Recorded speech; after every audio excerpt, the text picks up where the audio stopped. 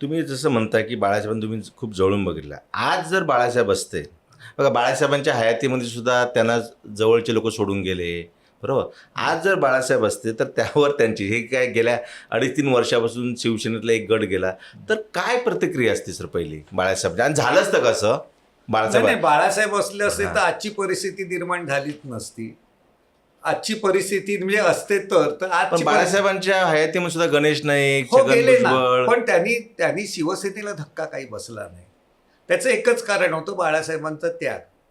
त्यांनी शक्य असून सुद्धा त्यांनी 2 गोष्टी आयुष्यात सांगितल्या होत्या. त्यांनी असं सांगितलं होतं, मी कधी निवडणूक लढवणार नाही, मी कधी सत्तापद भोगणार नाही आणि मी कधी चरित्र लिहिणार नाही. आणि ह्या तिन्ही गोष्टी पाळणं सोपं नसतं. त्यांनी पाळलं. ती कठोरता होती ना, ती लोकांनी खूप आपलीशी करून त्यांना आपलं मानण्यामध्ये त्या प्रक्रिया खूप महत्त्वाची ठरली. आणि विशेष सांगतो, ह्या तर गोष्टी त्यांनी केल्याच नाहीत, पण त्याच्या पलीकडे एक गोष्ट त्यांनी केली नाही, फार तिचा उल्लेख केला नाही, त्यांनी स्वतः केलं नाही. त्यांनी अनेकांच्या साठीच्या कार्यक्रमाला गेले, अनेकांच्या अमृत महोत्सवाला ते गेले, बोलले, पण त्यांनी स्वतःचा अमृत महोत्सव किंवा साठी करवून घेतली नाही. समजलं की नाही? कार्यक्रम झाले, त्या निमित्ताने काही पुस्तक प्रकाशनं झाली असतील तर हे एवढं सोपं नाही आहे. म्हणजे त्याग करायला सुद्धा तेवढी कमाई लागते. ती कमाई त्यांच्याकडे होती. समजलं की नाही? तर मला असं वाटतं की त्याच्यामुळे ती जसंच तसं होणार नाही. आणि ते स्वतःही सांगायचे, अमरपट्टा घेऊन काही कोण आलेला नाही आहे. परिस्थिती बदलत राहते, वातावरण बनत राहतं आणि त्याच्यातून पुढे नवीन काही गोष्टी होतात. परंतु आज नाही म्हणून फायदा घेतला जातो हे स्पष्टपणे दिसतंय. बाळासाहेबांसारखा जर कठोर माणूस असा, शिवसेनेतला एक जी बाई आहे, जी कोण आता नगरसेविका फुटू कशी शकते?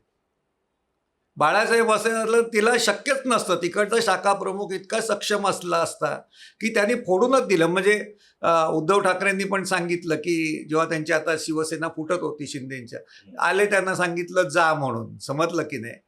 तुम्हाला जायचं असेल तर. बाळासाहेबांनी असं नाही सांगितलं असतं, राजीनामा दे, आमदारकी दे, तर तुझी इथून तंगडी बाहेर पडेल. एवढं स्पष्ट बोलले असते, मला खात्री आहे. म्हणजे जे बाळासाहेबांबरोबर फुटले, जे फुटलेले होते ना, ते परस्पर फुटलेले आणि त्यांना महिना महिना लपून राहावं लागलेलं आहे. छगन भुजबळ असेल, तुमचे नंतरचे वडेट्टीवार आणि बाकीचे असेल, ते एक एक महिना फरार होते सगळे. ते शिवसेनेची दहशत आता कमी झाली का? म्हणजे दहशत म्हणण्यापेक्षा दरारा होता. आणि बाळासाहेबांच्या शब्दासाठी झोकून देणारे आणखीन त्या कृती करणारी लोक होती ती. कारण ते जे शिवसेना ग्रासरूटला जे लढायची ती आपले कार्यकर्ते, ते खूप तन मन धनाने लढायचे, काही देतात म्हणून लढत नव्हते. आज परिस्थिती तशी नाही ना. आज मला वाटतं शाखेत बसायला सुद्धा मानधन घेत असतील, व दररोज संध्याकाळचं बसत असेल तर 2,000, 3,000, 5,000 घे. बाळासाहेबांच्या वेळी असं काय नव्हतं ना. तुम्ही या गोष्टीचा चांगला वापर करा, एवढंच होतं. तुम्ही आता सर ज्याचा उल्लेख केला की शिवसेनेचा दरारा संपलाय, बरोबर. ज्यावेळी ठाण्यामध्ये महापौर पदाच्या निवडणुकीमध्ये ज्या काँग्रेसचे वसंत डावखरे निवडून आले, खोपकर प्रकरण. खोपकर प्रकरण, मला त्याच प्रकरणात यायचं आहे. मग आता म्हणजे एखादी नगरसेविका निवडून आलेले ज्या पक्षाला निवडून येतात ते त्या पक्षातून दुसऱ्या पक्षाकडे जातात, या सगळ्या गोष्टी ज्यावेळी आपण बघतो त्यावेळी हे जे खोपकर प्रकरण किंवा हे सगळं जवळून तुम्ही बघितलेलं आहे. आता ती भीती म्हणजे अशा पद्धतीने जर मी एखाद्या पक्षात ज्या विचारधारेनुसार आहे, मी आनंद दिघे यांच्या एपिसोडकडे तुमच्याकडे येणारच आहे, पण हे सगळं ज्यावेळी आपण ह्या संपूर्ण स्थित्यंतरामध्ये बघतोय त्यामध्ये फक्त स्वार्थाचं राजकारण आहे का आता हे? तसं नाही. बाळासाहेबांची प्रकृती वेगळी होती.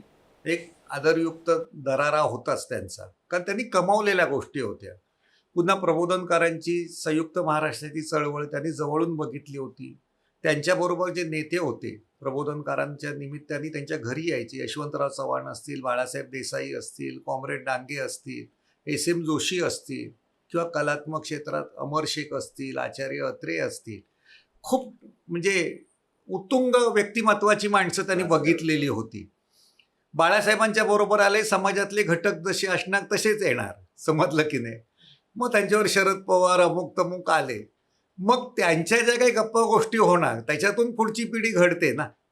ती घडल्यानंतर ती संघर्षमय युक्त अशी पिढी होती. प्रबोधनकार ठाकरेंनी भाऊराव पाटलांसारखा, कर्मवीर भाऊराव पाटलांसारखा माणूस घडवला.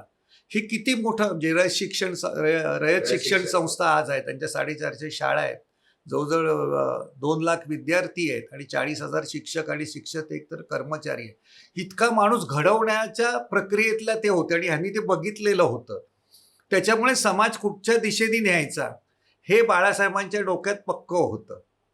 त्याच्यानंतर जे समाजकारण, राजकारण, अर्थकारण बदलत जातं, ते बदलल्याचे शिकार सगळेच होणार आहेत. त्यामुळे दरार असं म्हणत नाही. खोपकर प्रकरण झालं, त्याचं समर्थन बाळासाहेबांनी असं काय स्वतःहून त्यांनी सांगितलं आणि घडलेलं नाहीये. किंवा कम्युनिस्टांचा कृष्णा देसाई काय जो हत्या झाली, ठीक आहे, बाळासाहेबांनी सांगितली आणि घडवलेली नाही. ते समाजामध्ये जे वातावरण असं घडवायचे त्याच्यानुसार अतिरेकाचं गाठलेलं टोक होतं, ते त्याचं समर्थन मी पण करणार नाही, ते टाळलं पाहिजे. आणि त्यांनी पण काही फार कधी केलं नाही, पण करणाऱ्याच्या मागे उभे राहिले.